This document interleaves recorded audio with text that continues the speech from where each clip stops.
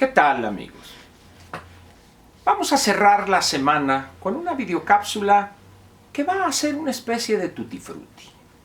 Varios temas ahí, algunos les parecerán ligeritos, otros serios, pero siempre buscando dar elementos que aclaren algunas cosas un tanto oscuras de la vida política y económica del país. Voy a empezar primero con algo general. ¿Se ha preguntado usted por qué nos gusta hablar de lo que no sabemos? ¿O se ha puesto usted a pensar cuántas tonterías escucha usted en las redes o en algunos videos? Cuestiones exageradas a todas luces, las cuales las tomamos como si fueran verdades axiomáticas.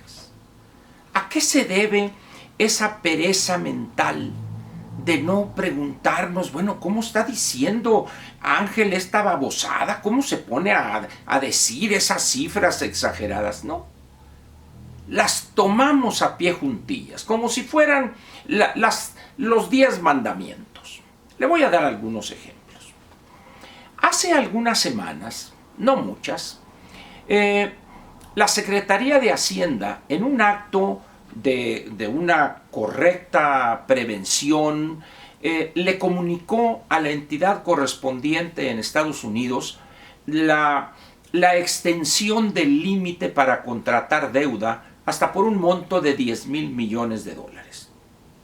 Esto tenía por objeto facilitarle la tarea al siguiente gobierno para este diciembre o para el primer año de su encargo, 2019, en caso de que requiriere contratar financiamiento. Este es un requisito que quienes están familiarizados con estos procesos de contratación de deuda por parte de instituciones públicas debe hacerse, sobre todo cuando ya ha agotado usted la cantidad de endeudamiento que había comunicado que iba a contratar. En ese momento surge una avalancha de tonterías. Es que Peña Nieto contrató $10,000 millones de dólares. ¿Y dónde está? Ya se va Peña Nieto y ya se robó $10,000 millones. Dice uno, ¿cómo es posible que alguien caiga a esos niveles de estupidez y acepte, primero decir esa babosada, decir esa mentira flagrante, y luego haya otros que le creen? Ahí le va otro ejemplo.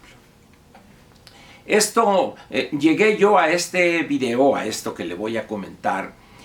Cuando yo hice un comentario en una de las videocápsulas, alguien dice, no, es que eso, usted lo que dice, algo así, es una babosada. Pero vea usted este video donde ahí sí se dice la verdad del gobierno de Peña Nieto. Bueno, pues la curiosidad mató al gato, dicen. Entonces entro yo y aparece un individuo ahí, más cara de pandillero que otra cosa, y dice, ¿y saben qué, raza? Este ratero de Lozoya se robó $10,000 millones que le dio la compañía, y no sabe decir Odebrecht, sino Odebrecht, dice, ¿no? Ni siquiera es el nombre correcto pronuncia de la empresa brasileña. Y dice, le dieron $10,000 millones. Y dice uno, ¿tendrá idea esta persona lo que significa un soborno de $10,000 millones? ¿Se imagina usted de qué tamaño sería el proyecto o lo que sea para que le hayan dado nomás de mordida $10,000 millones? Bueno, pues no solo este ignorante de las magnitudes reales que maneja o que suelta como en una casi diarrea verbal, sino que hay gente que piensa que es cierto eso. No estoy defendiendo al maestro Lozoya, no, simplemente lo que estoy diciendo, señores, si van a acusar a alguien, basta y sobra con que se informen en la prensa o una búsqueda. ¿Cuál es el monto de la acusación al exdirector de Pemex, Lozoya Austin? Y ahí les van a decir que son 4 o 10 millones de dólares, pero no $10,000 millones. Y así como esto le puedo dar a usted una gran cantidad de ejemplos, donde lo que queda evidenciado de entrada es la ignorancia e irresponsabilidad intelectual del que emite o del que lanza esa acusación. ¿Qué sucede cuando uno cae en esas conductas de franca y total irresponsabilidad y además de tonterías de magnitudes gigantescas? En primer lugar, se ríen de uno porque el que sabe dice, oye, este ángel está diciendo unas babosadas. Pero luego, el ridículo es lo que hace uno. Porque en un determinado momento, vamos a suponer que alguien se tope en el camino conmigo y me dice, oye Ángel, lo que dijiste fue una estupidez, mira nomás, esto es lo... Y en ese momento, pues ¿qué le queda a uno más que apechugar por andar de bocón sin investigar cifras o situaciones acerca de las cuales uno expresa una opinión? Pero eso es una cosa muy común en México.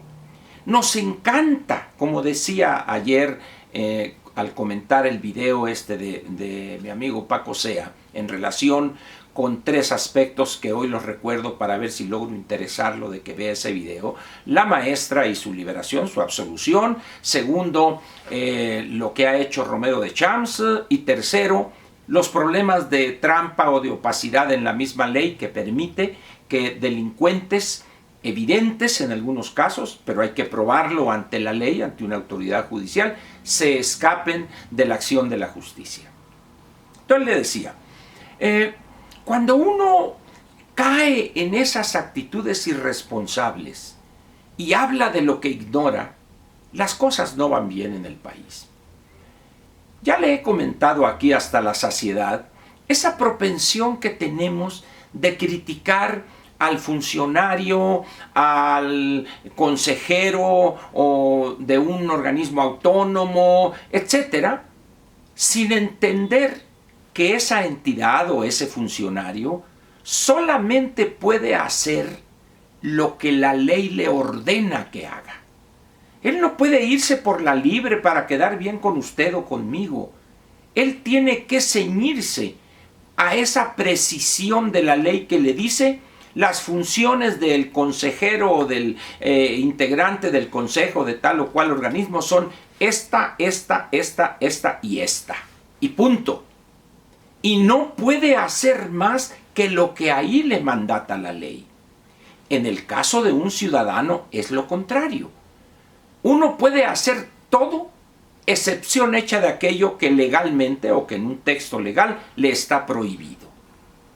Esas son las diferencias entre la conducta de un funcionario y las de un ciudadano. Las repito, el funcionario solamente puede hacer lo que le mandata claramente la ley. No puede salirse de eso. Aun cuando él en lo personal quisiere actuar y quisiere él resolver en un sentido diferente, pero no puede hacerlo. ¿Por qué? Porque la ley, en su carácter de funcionario, le obliga a hacer eso que está en el texto legal. Y en el caso del ciudadano, vuelvo a decirlo, solamente debo evitar llevar a la práctica o hacer lo que la ley me impide hacer. De ahí en fuera, todo lo demás lo puedo hacer. No así en el caso del funcionario. ¿Por qué entonces señalamos con índice flamígero a este funcionario, a aquel consejero, a aquel que no puede actuar de otra manera? Y empiezan ahí, y es que es lame esto, y que está al servicio del esto, y que es lacayo chayotero de Peña Nieto, y que esto y que el otro. Sin entender, sin informarse de cómo funciona la ley en tratándose de este tipo de dependencias o de personas. Funcionarios, por supuesto. Por eso no me cansaré de repetir esta pregunta. ¿Por qué nos seduce tanto hablar de lo que no sabemos? No estoy con esto pretendiendo conculcar el derecho a la libertad de expresión. No, hombre. Todo el mundo puede decir, bueno y sano o borracho, las babosadas que quiera. O sea, no estoy coartando ese derecho, o intentando siquiera conculcar ese derecho. Únicamente lo que pido es que nos informemos para poder hablar con conocimiento de causa, para poder hacer críticas que estén debidamente sustentadas. Durante el proceso electoral y antes yo me cansé de decirles, señores, por favor, el fraude electoral no es delito, la corrupción no es delito.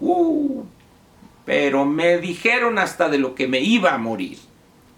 Pues me hayan dicho lo que me hayan dicho, la corrupción no es delito todavía hoy en la legislación penal vigente y tampoco el fraude electoral. Pero bueno, López planteó que los va a convertir en delitos graves. Esto tendrá que ser autorizado por el Congreso y ser discutido, y ahí vamos a ver cuál es la posición de los legisladores de Morena para defender lo que desde el punto de vista de la juridicidad no es correcto. Pero eso ya será en el futuro. Y quiero terminar mi comentario, mi videocápsula de hoy, diciéndoles lo siguiente. Morena ganó arrolladoramente las elecciones parlamentarias y la elección para integrar tanto la Cámara de Diputados como el Senado de la República. Dicho de otra manera, controla sin adversario al frente el Congreso de la Unión.